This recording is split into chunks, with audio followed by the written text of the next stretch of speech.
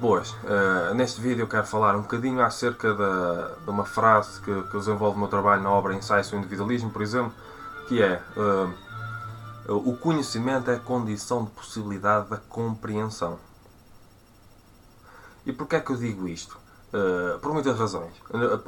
Nomeadamente, uma pessoa vê hoje em dia, e não só hoje em dia, há muitas pessoas com muitas perspectivas, muitas opiniões, muitas crenças relativamente a determinados assuntos, muitas vezes crenças muito denigrativas, muito destrutivas acerca de determinados assuntos, são muito contra isto e contra aquilo. E às vezes uma pessoa, por alguma razão, vai a ver,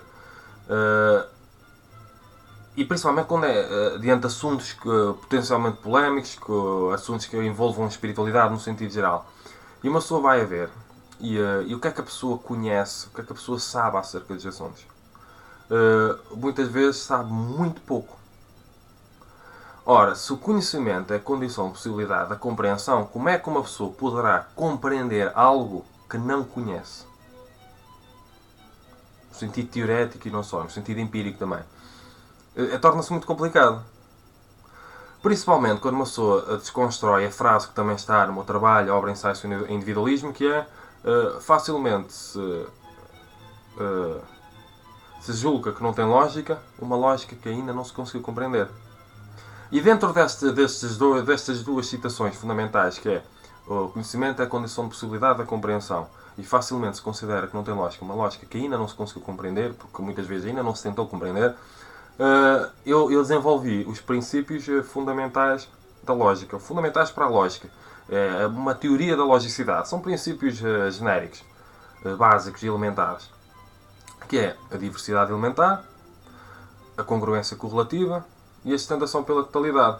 Claro que nada disto contraria o princípio da identidade e o princípio da não contradição de Aristóteles, porque isto só complementa. E é muito importante, por exemplo, diversidade elementar, uma logicidade, uma determinada logicidade. A logicidade o que é, neste caso? Uma potencialidade, hipoteticidade, realidade, existencialidade, seja o que for, lógicas. Nós, já a partir, antes de estudarmos determinado sistema filosófico, crença, ideia, ideologia, perspectiva, paradigma, seja o que for, uma pessoa deve ter a humildade para admitir, quando desconhece, admitir a priori, a possibilidade de algo ter lógica. Simplesmente a possibilidade. Não é acreditar absolutamente que algo tem lógica sem estudar. É admitir a possibilidade de algo ter lógica. E essa admissão de possibilidade de algo ter lógica é admitir a possível logicidade. Neste caso, então, algo a priori, dentro do ser consciente que quer pensar e refletir acerca de determinado assunto, deve ser admitido como logicidade. É a possibilidade de algo ser lógico ou simplesmente a realidade lógica que tem, inerente. Que é para depois uma pessoa, com este relativismo, uma pessoa criar condições de possibilidade para estudar, ou criar até a própria vontade de estudar. E só depois de conhecer determinada logicidade, uma pessoa poder conhecer profundamente, uma pessoa poder decidir dentro de si que algo tem lógica ou não tem lógica. Só depois de uma pessoa conhecer é que poderá compreender. E só depois de compreender é que poderá ter juízos relativamente à possibilidade de ter lógica ou não ter lógica, por exemplo. Então, quais são os princípios fundamentais da lógica que eu desenvolvo? A diversidade elementar, por exemplo, uma logicidade, precisa ter diversos elementos. Por exemplo, a pessoa diz 2 mais 2 é igual a 4, por exemplo, 2 é um elemento, depois o mais, somar, é outro elemento, depois é igual a outro elemento, 4 é outro elemento, seja como for, depois uma pessoa tem que compreender a matemática no sentido geral, mas pronto.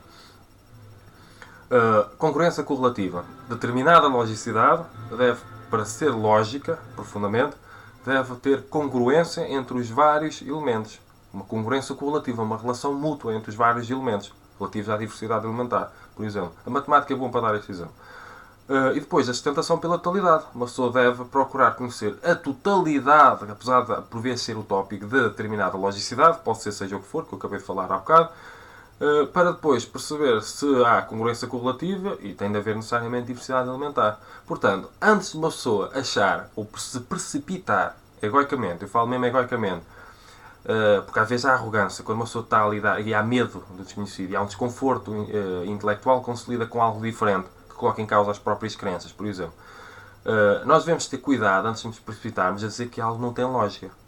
Principalmente quando não dedicamos profundamente tempo e energia para procurar compreender. E não se poderá compreender quando ainda não se conhece, quando ainda não se tiver conhecido, quando ainda não se conhecer.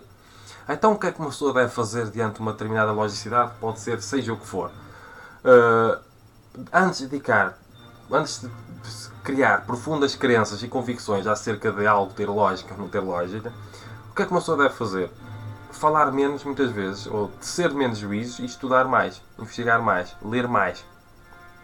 Procurar referências empírico-objetivas, seja o que for. Procurar experiências que possam comprovar ou não determinada logicidade, seja como for. Quando se pensa em adequação à realidade.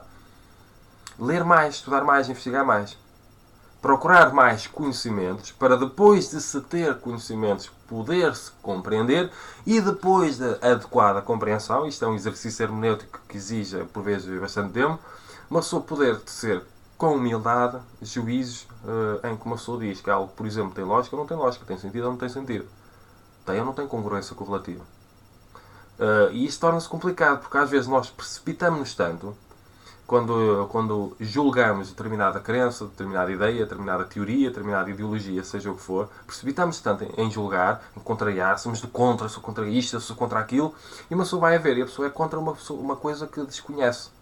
E desconhece, não é por falta de inteligência, desconhece, porque é aquela burrice como condição de prática, mais burro aquele que não quer aprender. Desconhece porque não tem vontade de conhecer.